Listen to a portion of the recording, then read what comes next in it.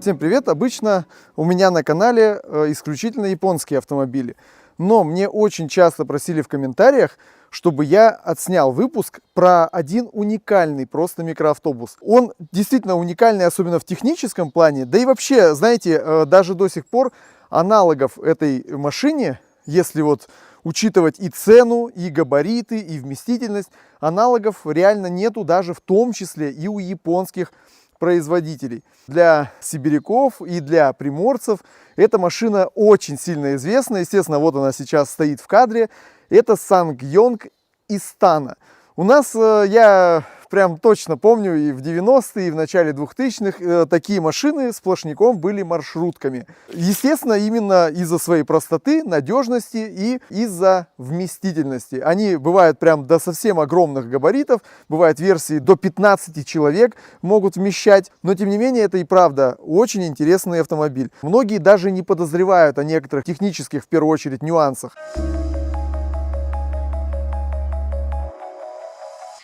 Истана реально внушительных габаритов. Даже коротенькая версия, то есть вот у нас коротенькая версия, она 4,9 метра длиной.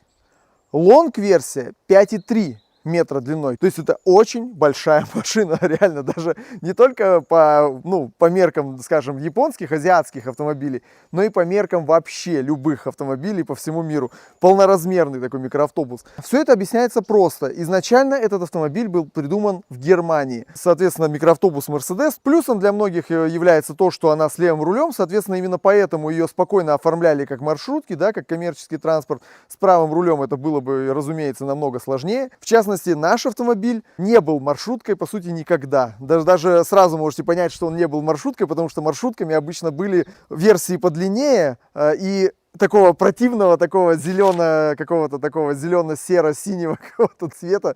А у нас, вот видите, она более приятный такой вариант имеет окраски.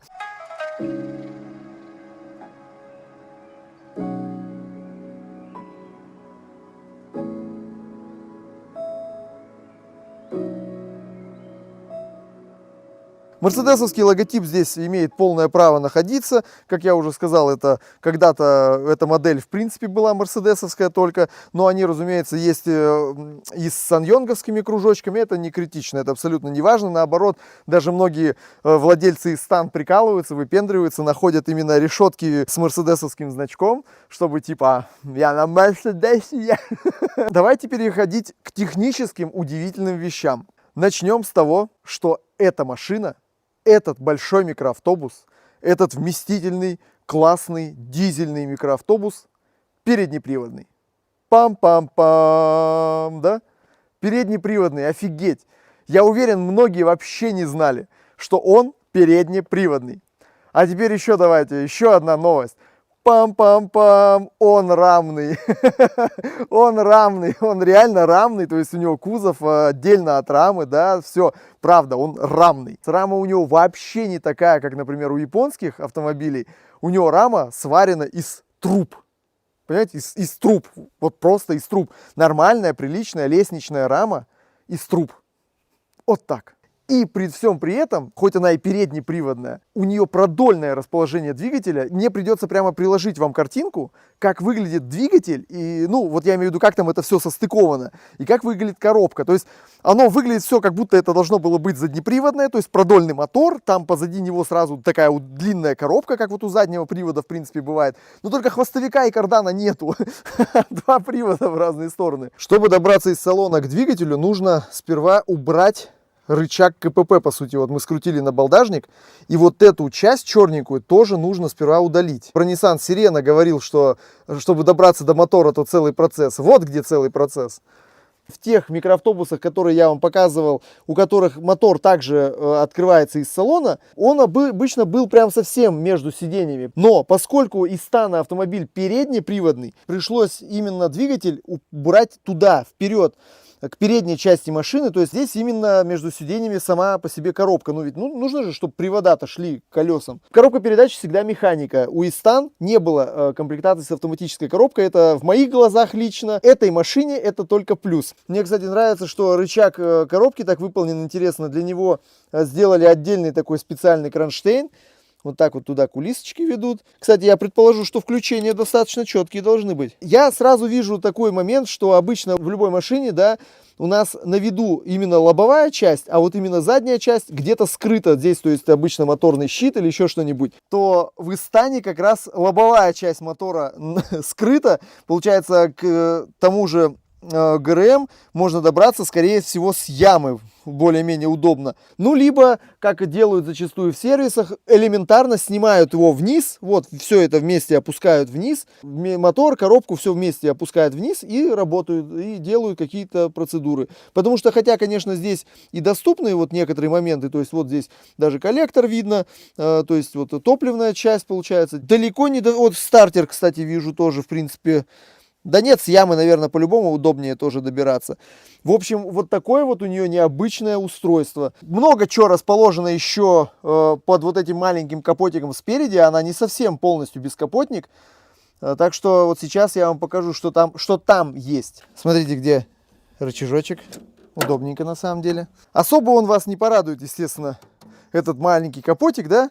По сути, он, конечно, облегчает доступ к многим моментам. Например, деталь 710, вот, маслозаливная горловина, она сюда выведена. Не удивляйтесь, потому что там через тот капотик, как его из становоды называют, черепаха, не доберешься. Щуп тоже здесь поместили, воздушный фильтр. Помните, в выпуске про Делику я говорил, что у нее свой специфический расширительный бачок? Так вот, в Истане тоже такой же бачок. Здесь даже об этом сразу говорит то, что крышка радиаторная, ну то есть где антифриз, находится именно на бачке, а не на радиаторе. В общем, знаете, реально ломаться в автомобиле нечему. Эта машина у владельца 13 лет. Он говорит, я не могу придумать машину, на которую бы я меньше бы тратил денег. Она абсолютно ничего особенного по жизни не хочет от владельца. Понятно, что вы будете платить много денег за работы, потому что, чтобы добраться где-то, надо что-то все там разбирать, вынимать и прочее. То есть за работы в сервисах возьмут много. Но опять же, ребят, это же дизель, атмосферный дизель. Не турбодизель, атмосферный дизель. Простейший цепной атмосферный дизель с механической топливной. Особенно если учесть, что и мощность у него не сильно большая, то есть машина не перегружена вечно, не тепло нагружена излишне. Коммерческий транспорт он и есть. Эта машина все-таки все равно для бизнеса конкретно, вот этот экземпляр. Он возит экскурсии у нас здесь по Байкалу. Но короткие версии, они по факту и для семьи прокатят. У меня нет просто эпитетов описать, насколько она простая. Здесь ни в какой комплектации не было каких-то особых люксовых вещей. Все простенько, все стандартно. Даже вот опоры вот этих сидений никогда не закрывались никакими облицовками. Всегда было просто вот металлическое что-то такое. Даже вот эта короткая версия, смотрите, она имеет 4 ряда сидений. Передний, где водитель сидит, второй, третий и еще есть четвертый, понимаете? Если бы она была стоковая совершенно, то есть здесь было бы еще одно сиденье, уже бы требовалась категория D. Трансформации особых у них нету. Единственное, что можно, получается, против движения, да, сиденья можно повернуть. Вот этот ряд, он имеет у себя сзади пластиковое покрытие. Соответственно, из вот этого ряда можно соорудить столик. Вот смотрите. То есть можно усесться, вот, грубо говоря, на 4-й ряд, этот ряд повернуть сюда лицом. Вот у вас столик, даже с подстаканничками. Маленько вздулся тут, ну, бывает. Если полностью все делать по-честному, перевести совсем длинные вот эти лонг и станы на категорию B, это прям вам, ребят, скажу, процесс. Там надо сперва, извините, и в НАМИ, и в ГАИ, и куда угодно только ходить. И не только просто, знаете ли, сидушечки убрать. Сейчас с этим делом вообще строго и сложно. Многие именно лонг-версии, которые использовались активно в маршрутках, они уже до нынешнего времени просто не дожили. В Иркутской области, я уверен, это самая сохранная из стана, наверное, из всех, какие вообще здесь у нас еще до сих пор остались. Если учесть, что эта машина как модель изготавливалась до 2002 года только, то, ну, сами понимаете, времени уже весомо прошло. Между прочим, еще вам могу сказать, есть вообще свежие прямо Истаны, выглядящие абсолютно точно так же, но это китайские машины. Уже совершенно с другими моторами, с другим салоном. Ну, типа внешне это вот вроде бы та же самая Истана. Сейчас мы поставим обратно кожух двигателя, черепаху, и я вам покажу, что у нас по передней части салона. Кстати говоря, смотрите, вот эта внешность черепахи, вот эта вот такая стеганая вся, она заказывается в Улан-Удэ. У нас вообще Улан-Удэ считается таким центром тюнинга Истан. То есть там можно реально заказывать какие-то вот такие плюшки, фишки. Активно там, ну не знаю, так сложилось исторически. Все для Истан заказывают в Улан-Удэ. Даже потолок можно сделать таким же стеганым в каким-нибудь кожзаме, такой весь из себя стильненький. Причем, смотрите, какой прикол есть. Вы прямо целиком можете отправить туда свой потолок снять, а вам параллельно, ну вы же с ними общаетесь, заказ сделали, вы им отправляете свой обычный стоковый потолок, они вам одновременно отправляют уже такой же, только изготовленный, вот весь стеганый, мягенький, такой клевый под тюнинг. Но тоже, знаете, ну приколюха, тем более если учесть, что в стоке Истаны это довольно простые машины, да, как я вам уже сказал, салон здесь не имеет никаких люксовых моментов. Если что-то хочешь такое сделать, я считаю, только в плюс. Ей только в плюс. 2 печки, это, конечно, хорошо, но я знаю, что на них устанавливают еще сухие фены, отопители, подогреватели предпусковые активно. И причем, в первую очередь, в Улан-Удэ. Она широкая, да, вся? Ну, видите, здесь вот много пространства. Но когда ты сам сидишь здесь за рулем, тебе не так уж много и места. Ты так плотненько все сидишь, у тебя такой четенький отсек получается. Печально, конечно, что при таком большом пространстве, да, сделали для подстаканников только маленькие луночки. Бардачок просторный. Просто реально, это без шуток просторный бардачок. Вот здесь много места, причем торпеда наклонена вверх, и поэтому можно туда накидать вот прям вот кучу всего. Я знаю, раньше, когда эти машины были маршрутками, вот здесь вот многие лепили эту фигню, куда клали копейки там свои.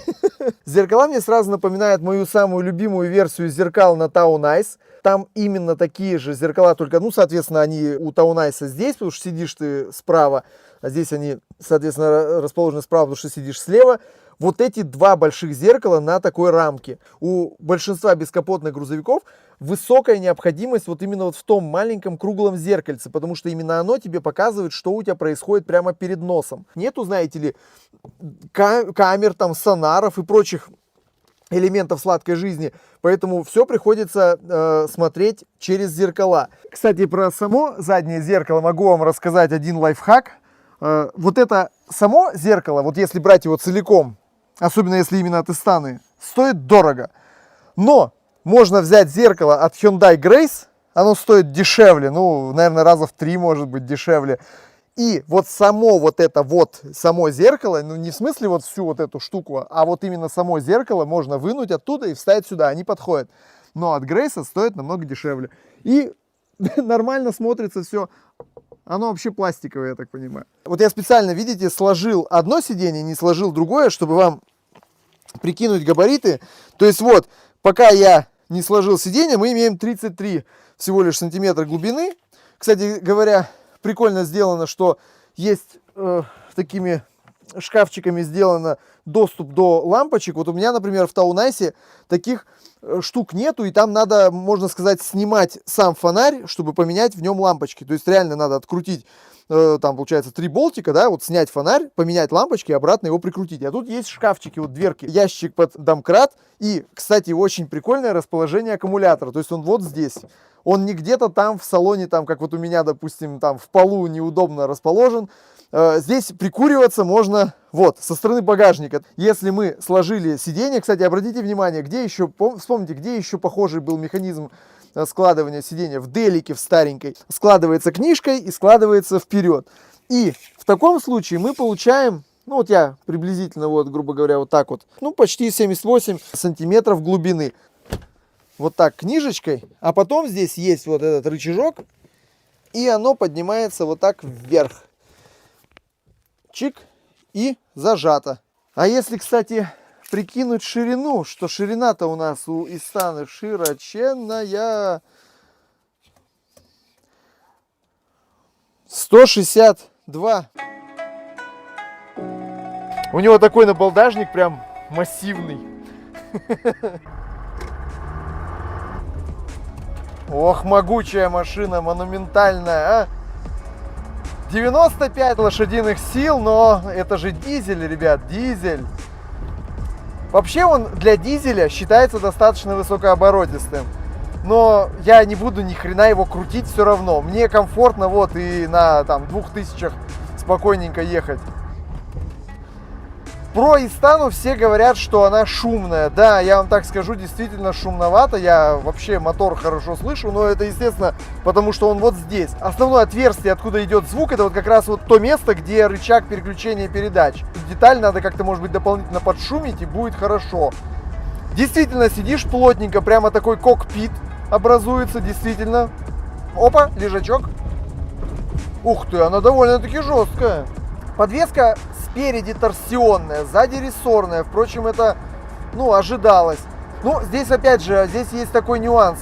Торсионный такая штука, которую можно либо затянуть, либо, наоборот, расслабить. Я думаю, вполне можно их маленечко подрасслабить, допустим. Она будет помягче.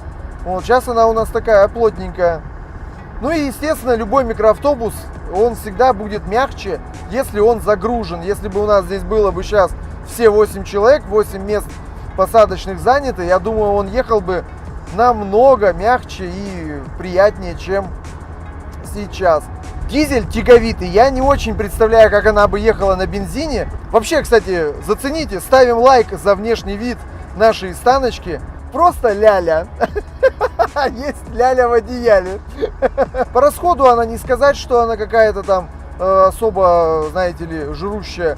В любом случае, как я вам уже сказал, это обыкновенный дизель, пусть и объемистый, да, 2,9 литра объем, да, вроде как, но в любом случае расход литров 10-12. Понятно, еще здесь есть момент, что многие говорят, что она холодная, допустим. Но опять же, дополнительные подогревы придумали уже, изобрели, вполне можно что-нибудь установить и будет тепло. Важно сказать, что двигатель не требователен к дизельному топливу, к солярке. Вот нам владелец рассказал, как однажды ему залили натурально с водой буквально. И машина ничего с ней не стала с двигателем, просто она плохо ехала, грубо говоря. Но выдержала. О, кстати, смотрите, я вот прогрелся, да? Вот он хорошенько прогрелся. Все, вот нормально едем по трассе на стабильных оборотах. И уже не шумно, уже нормально. Жалко, конечно, что их полноприводных не было, но я вам с уверенностью скажу, благодаря тому, что она переднеприводная, все-таки масса двигателя на передней оси, она и на переднем приводе очень даже неплохо гребет. Это реально доказано уже временем, доказано и всякими людьми, которые на ней ездят, бог знает куда. У нашей конкретно даже защита классная сделана по низу. Как нам владелец сказал, проверенная качугом, местные поймут, да. Но я думаю, она и альхоном проверенная, она уже чем только не проверена, это Истана. Потому что, как я вам уже сказал, она возит экскурсии. Я думаю, всех все устраивает. Обязательно подписывайтесь на канал. Ставим лайк за то, что я вам нахожу такие необычные тачки. Ну ё-моё, где вы, на каком канале такое посмотрите? У меня более 300 видео про всякие разные машины, ребят. Подписывайтесь, еще раз говорю. И всем пока. Обязательно все ссылки в описании проверяйте.